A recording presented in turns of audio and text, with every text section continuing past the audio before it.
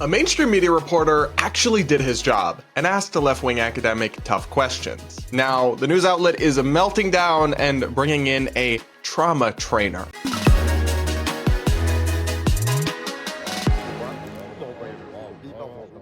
All this and so much more is coming up on today's episode of the Brad vs. Everyone podcast, my daily show where I take on the craziest ideas from across our politics and across the internet from an independent perspective. Now, we've got to talk about the fallout from a recent interview on CBS News Mornings with the author Ta-Nehisi Coates, who just wrote a very controversial pro-Palestine book arguing against Israel. He did a whole trip there and he wrote about it, and then he went on CBS Mornings show to talk about it. One of the hosts, Tony DeCopel, actually pushed back on Coates and challenged him, and they had a very lively debate segment that ended up making for really interesting TV. But it's prompted an absolutely unhinged meltdown both inside and outside CBS that we're going to break down. First, here's a clip from the interview to show you what exactly it was like and what has everybody so worked up. Ta-Nehisi, I want to dive into the Israel-Palestine section of the book. It's the largest section of the book. And I have to say, when I read the book,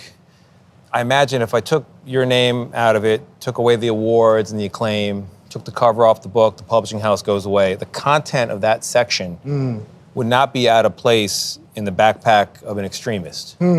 And so then I found myself wondering, why does Ta-Nehisi Coates, who I've known for a long time, read his work for a long time, very talented, smart guy, leave out so much? Why leave out that Israel is surrounded by countries that want to eliminate it?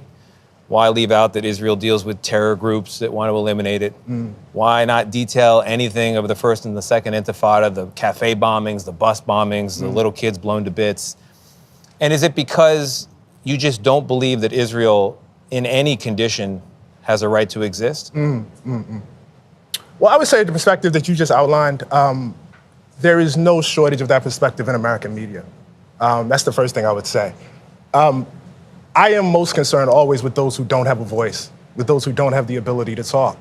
I have asked repeatedly in my interviews whether there is a single network, mainstream organization in America with a Palestinian American bureau chief or correspondent who actually has a voice to articulate their part of the world. I've been a reporter for 20 years. The reporters of those who believe more sympathetically about Israel and its right to exist don't have a problem getting their voice out. But what I saw in Palestine, what I saw on the West Bank, what I saw in Haifa in Israel, what I saw in the South Hebron Hills, those were the stories that I have not heard. And those were the stories that I was most occupied with. I wrote a 260-page book. It is not a treatise on the entirety of the conflict between the Palestinians and the Israelis. But if you were to read this book, you would be left wondering, why does any of Israel exist? What a horrific place, committing horrific acts on a daily basis. So I think the question is central and key. If Israel has a right to exist, and if your answer is no, then I guess the question becomes, why do the Palestinians have a right to exist? Why do 20 different Muslim countries have a right to exist? My answer is that no country in this world establishes its ability to exist through rights. Countries establish their ability to exist through force, as America did. And so I think this question of right to Israel does exist. It's a fact. The question of its right is not a question that I would be faced with any other country. So it's crazy for me watching this back now, knowing what I know about all the fallout, because I saw this interview like a day after it aired, and I watched it because I don't comment on Israel-Palestine stuff much because I have some humility about my own shortcomings when it comes to the full history and knowledge about the conflict. But I'm very interested in the topic. So I consume a lot of content from across the spectrum, both super pro-Israel people and super anti-Israel and pro-Palestine people. And so I watched this interview and I remember thinking like, wow, that was a really good interview. It was super tough, super critical, super skeptical. But, you know, Ta-Nehisi Coates had some responses and he handled himself, I thought, fairly adeptly. And I was like, that's really good TV.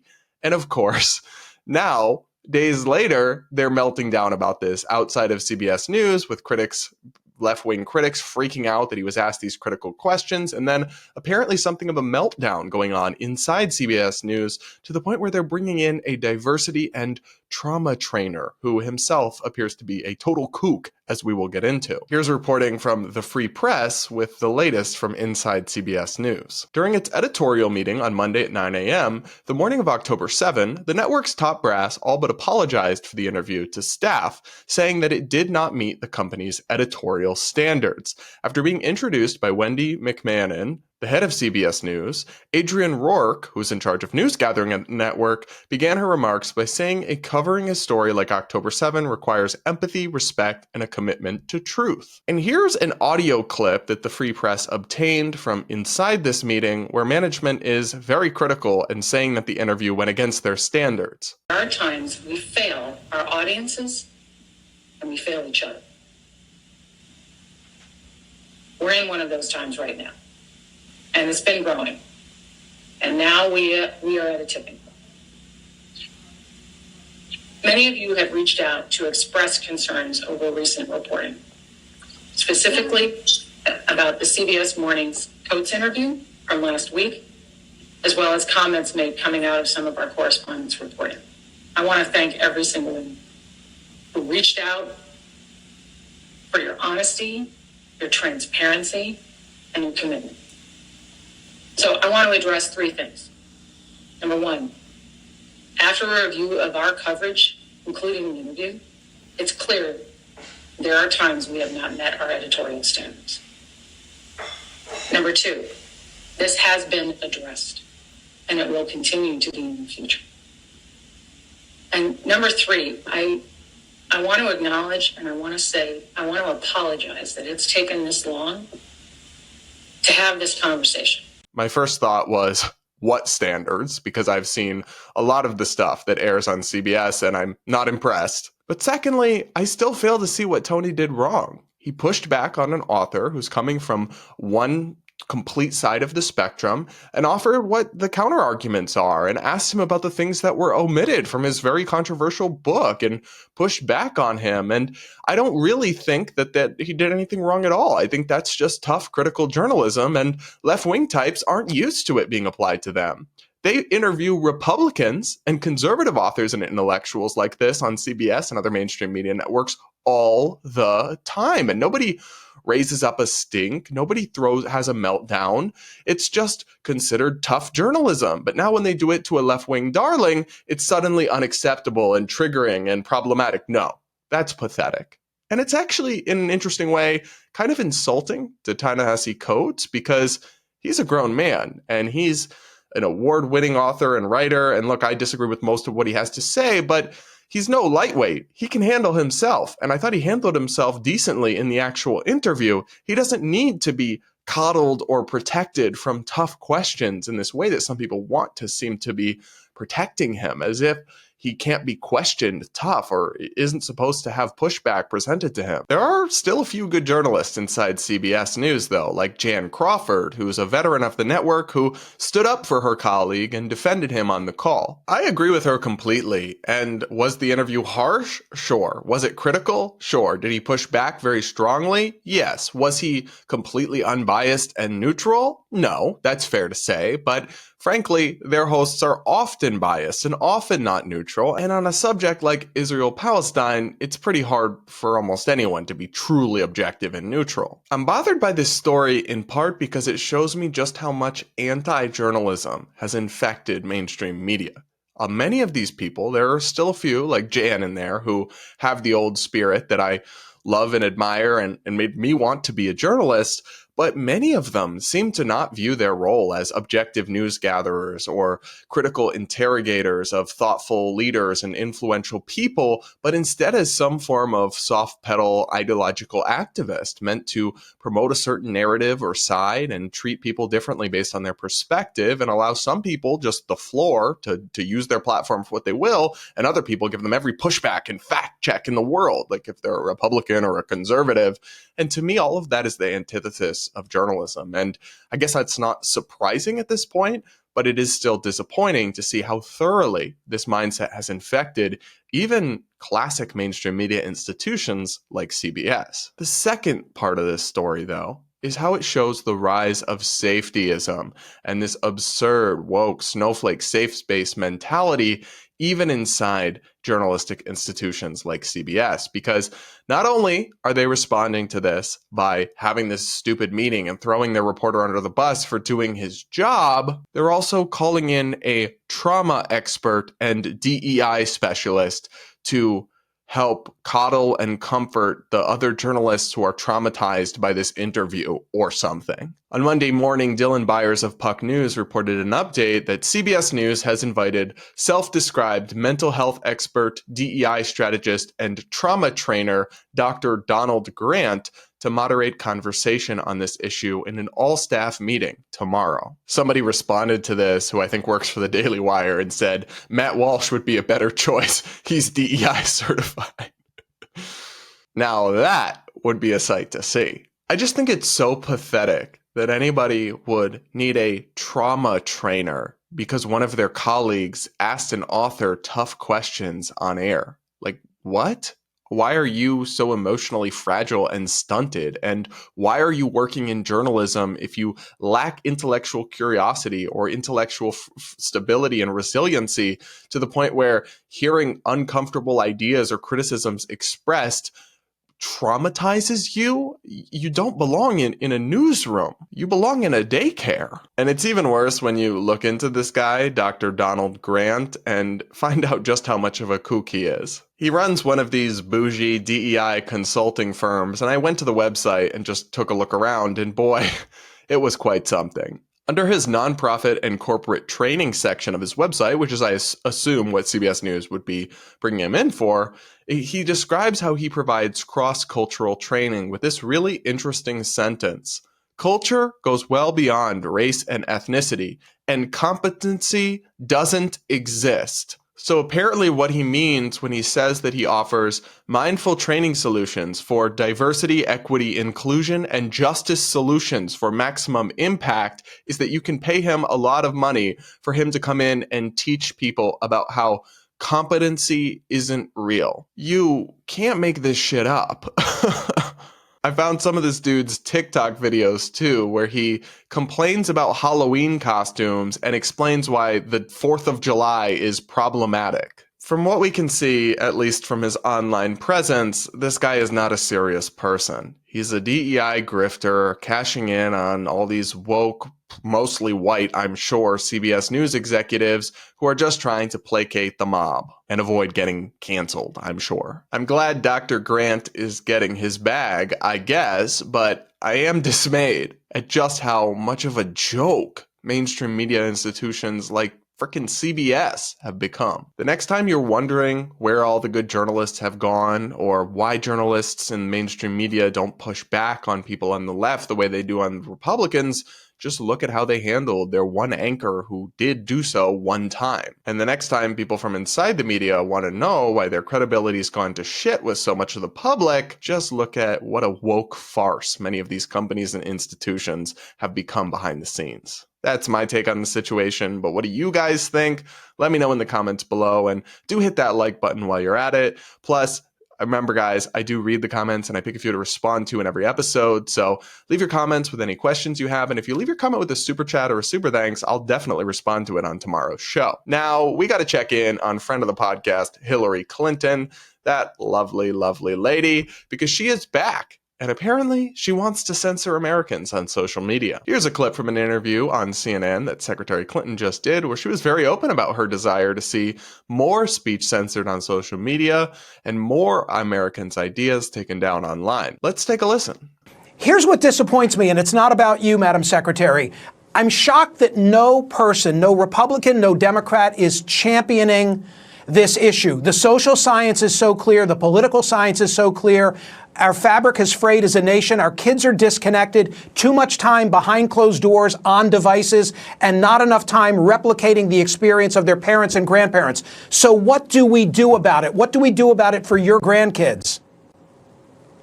Well, Michael, there are people who are championing it, but it's been a long and difficult road to get anything done. Actually, we can look at the state of California, the state of New York. I think some other states have also taken action, but we need national action. And sadly, our Congress has been dysfunctional when it comes to addressing these threats to our children. So you're absolutely right. This should be at the top of every legislative political agenda. There should be a lot of things done. We should be, in my view, repealing something called Section 230, which gave platforms on the internet immunity because they were thought to be just pass-throughs, that they shouldn't be judged for the content that is posted. But we now know that that was an overly simple view, that if the platforms, whether it's Facebook or Twitter X or Instagram or TikTok, whatever they are, if they don't moderate and monitor the content, we lose total control. And it's not just the social and psychological effects, it's real harm. It's, child porn and threats of violence, things that are terribly dangerous. So I couldn't agree with you more. We need to remove the immunity from liability, and we need to have guardrails. We need regulation.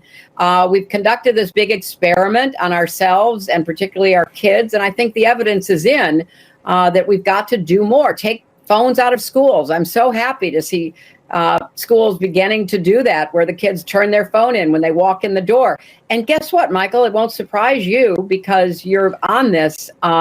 Kids are paying better attention in class. They are talking to each other in the lunchroom, things that used to be part of your daily life when you were a child in school. So there's a lot here. And I'll just say she's conflating a couple different things. And I do agree. I think it's great that schools are banning phones and kids should not be having their phones during the day in class and everything. That's really harmful. But that's a totally different issue than regulating social media and repealing liability protections for social media platforms. On that, Clinton is dead wrong. And I'm going to explain why. But first, I just have to say, this all feels like cope to me. Hillary still blames frickin' Facebook and memes spread by Russia or whatever that barely even reached any people and were cringe and not effective. She actually still thinks that's why she lost, not because of anything about her. So I think a lot of her venom and desire to see social media companies punished by the government through regulation and having their protections stripped away, even though those protections, as I'll explain, are part of what enabled them to prosper and thrive and become these platforms we all use and enjoy.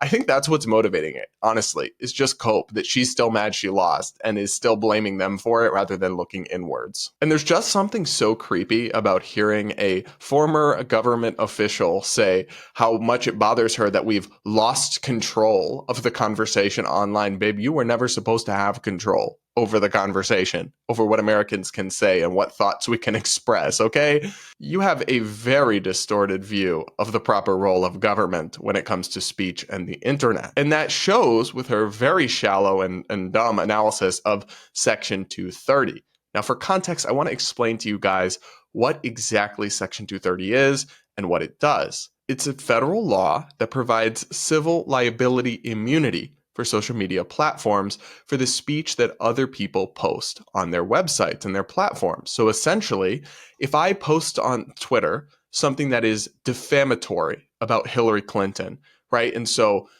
defamation is a civil offense. I could be sued for it. What it's saying is that Twitter can't be sued for what I posted to their platform, that they are allowed to moderate content, but that they still enjoy liability protections so that other people's speech on their platforms isn't something they're liable for. If Twitter publishes something, if Facebook publishes something, if YouTube publishes something like a trending tab or a news description or an update or their own post, they're still liable for all of that. They're just not liable for what other people say on their platforms. That's just common sense.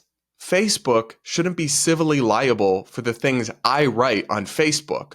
I should be. And it's also necessary for these platforms to exist and operate in the way that they do, because so much stuff is uploaded to Facebook and Twitter and YouTube and Instagram and TikTok every single day that if they were potentially legally liable for anything, what they would have to do is screen all of it through legal teams and heavy censorship processes. And they couldn't have this system where like billions of hours of video is uploaded to YouTube every day. That wouldn't be possible. Things would have to wait days to be approved by lawyers or some really system that wouldn't be workable. And that's why Section 230 is often considered the law that made the internet as we know it possible, because without it, it's just hard to imagine how any of these platforms could have ever come into existence. And I have to say, Secretary Clinton is just living in fantasy land when she talks about how these platforms don't moderate content. What are you talking about? They all moderate content very heavily. I would argue too much and too aggressively in many cases. And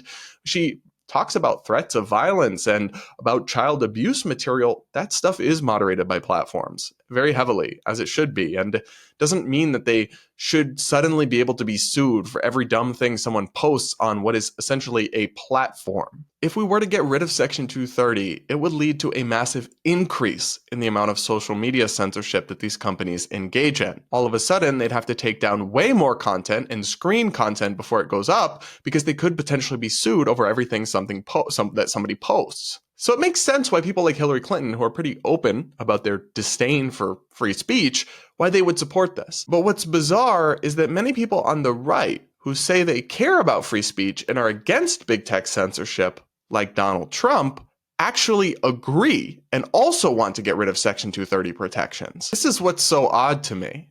I don't really expect better from the Hillary Clintons of the world, right? The establishment politicians who have been very open about the fact that they love control and they want more control over everyday citizens. But people like Trump say they support free speech and say they're against the establishment, but then they want to undercut protections that allow the free flow of information and ideas and expression online, like Section 230, just because they hate these companies so much. So they just want to punish these companies, which, look, I have no love lost for any of the big tech giants, but it seems totally counterproductive to me. Because again, if they got rid of Section 230, like Trump and Hillary Clinton and many others want, all these platforms would have to start heavily pre-screening and pre-approving content and not allowing anything online that could potentially get them in legal trouble if they're responsible for every word. Censorship would skyrocket. That's why it's so strange to me to see Republicans against Section 230, because they're supposed to be against social media censorship and in favor of free speech online and on social media,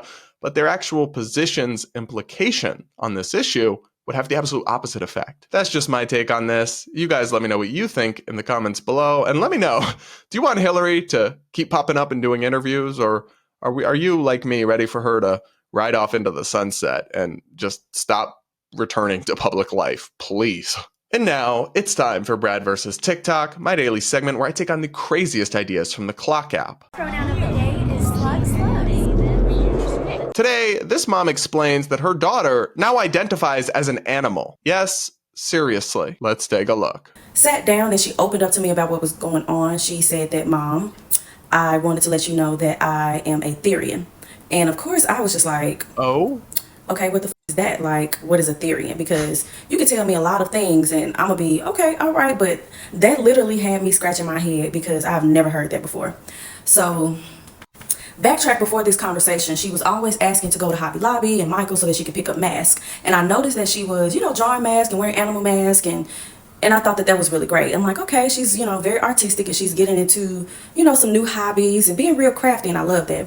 However, I did not know that she was slowly becoming a part of this group or this community of people where they actually identify as animals.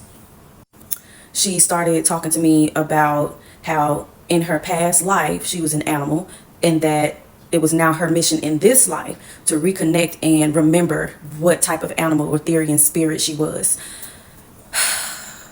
I can't make this up because, you would expect that you have to come out as trans, gay, whatever, but the last thing you would expect a child to come out as is as an animal, okay? It got to the point where she wanted to wear the mask out in public, like at the grocery store, at the mall. We went to Disney. She snuck her mask in the bag and tried to wear them to Disney. So I started researching what this was about. And I'm the type of parent, I'm definitely not going to stifle your ability to express yourself and identify yourself as you see fit. I want you to be happy, even if that means you are howling at the fucking moon. If that makes you happy, I'm okay with that.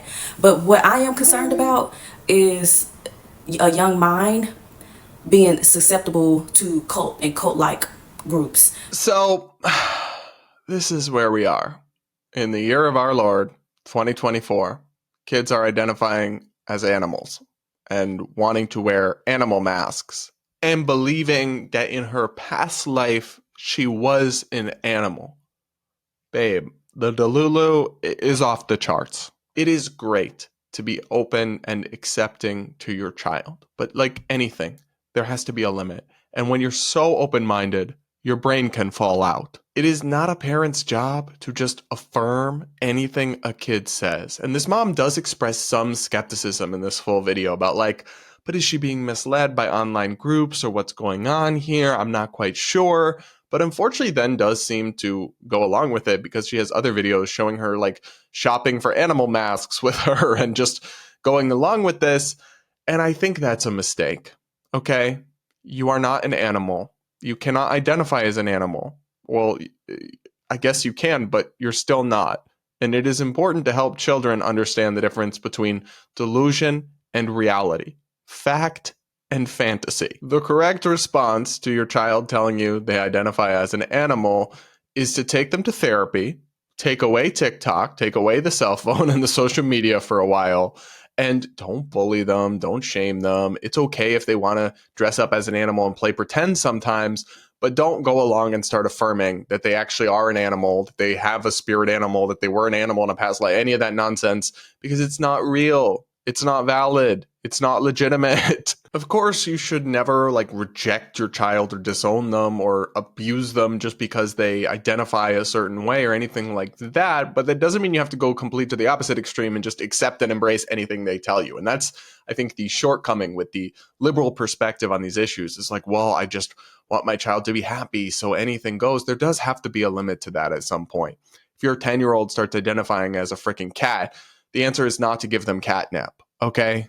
The truth is that stuff like this is a warning to parents. You've got to be aware of what your kids are looking at online because there is a lot of this nonsense gobbledygook and there is a lot of this stuff being spread as a fad, and there's a sense of community and there's Reddit threads and there's TikTok communities and there's all sorts of things they can get sucked into where they're told all of this nonsense and they're told that anyone who doesn't affirm them is traumatizing them or bullying them or abusing them or whatever. And it can be really toxic and dangerous. And it can lead impressionable young people with mushy brains down ridiculous paths where they start actually believing they're an animal on the inside or something else absurd. This TikToker actually had a message for parents out there that I thought was a good one. There's a lot of things out there online for these babies to get into.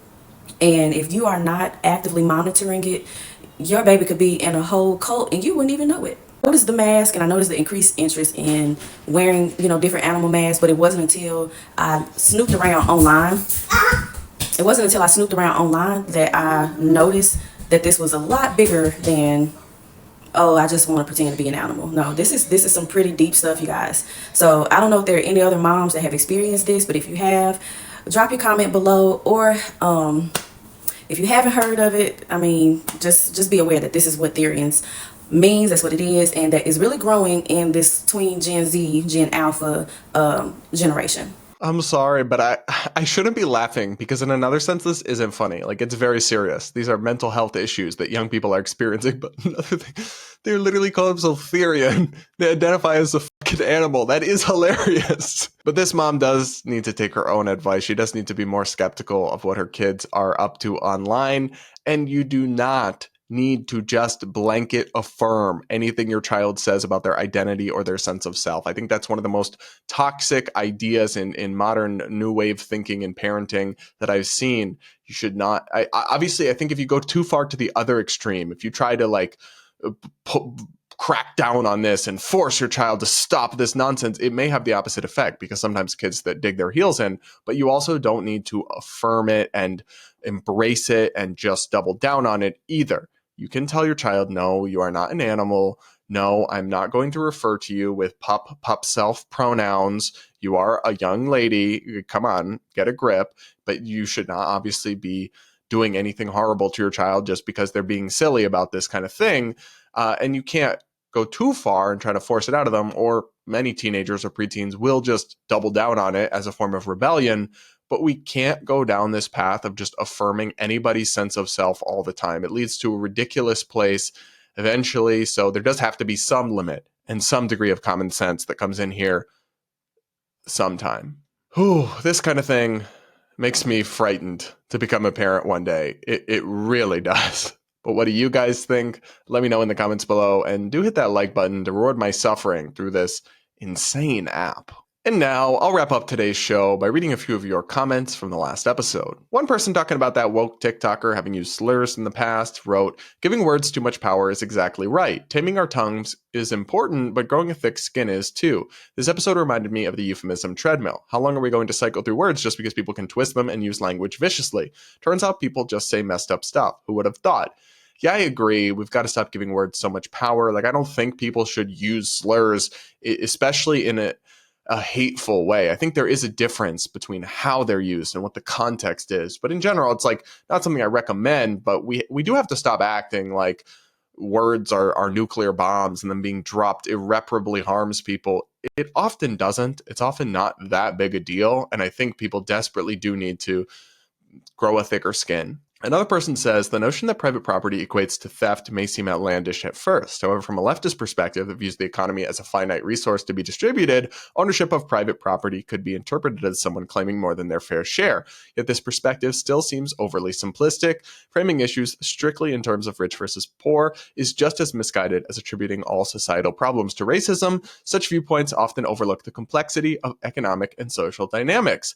Yeah, that's an interesting thought to add. I'd say a couple things. One, that I think the left-wing view of the economy as a fixed piece of pie that has to be carved up and redistributed is fundamentally flawed at its premise, because actually mutually beneficial exchanges grow the economy and create more wealth for everyone. So it's not a fixed pie, though that's often how left-wing types look at it. And I also don't think everyone's entitled to a fair share. I think they're entitled to the share that they've earned, which is very different and may not be equal. In fact, it usually isn't. Another person writes that people need to be more positive. Instead of asking for fewer cringe songs, we should be asking for Brad to sing those cringe songs in full. Best case, we get a Brad version of Gimme Hope Kamala.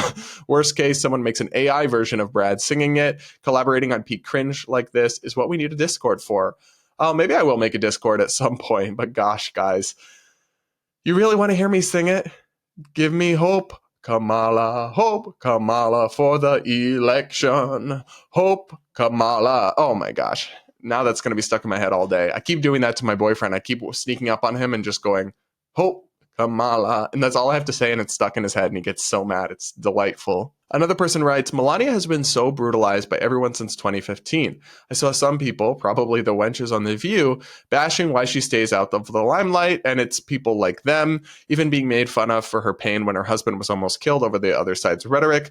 I really hope for a global flood at this point if people have to be this way just because of political views. She has been the epitome of beauty and grace throughout this whole thing. Thanks for your comment. I will say, sometimes when I'm watching TikTok videos, I also hope for a flood.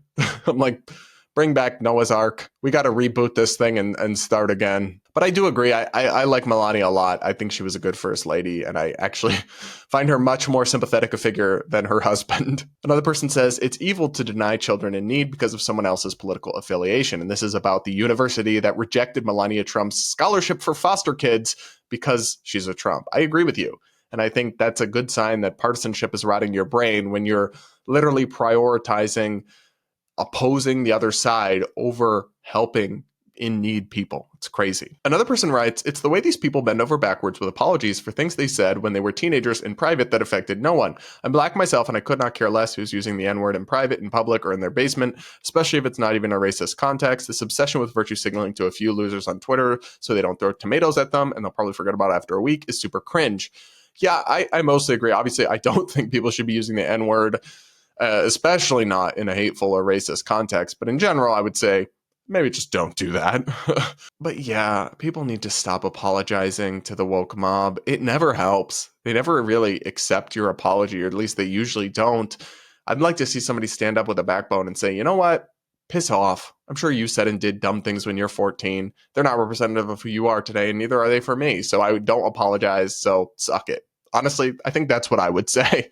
All right, everybody, that is it for this episode of the Brad vs. Everyone podcast. Thank you so much for tuning in and joining me. Please do make sure to subscribe if you aren't yet. Do hit that like button before you go, and do comment with your thoughts. I take the time to read the comments, and I love hearing what you guys had to say. Plus, I beg for you to respond to in every episode. So do comment with your thoughts, and if you leave your comment with a super chat or a super thanks, I'll definitely respond to it on tomorrow's show. And with that, we'll talk again tomorrow.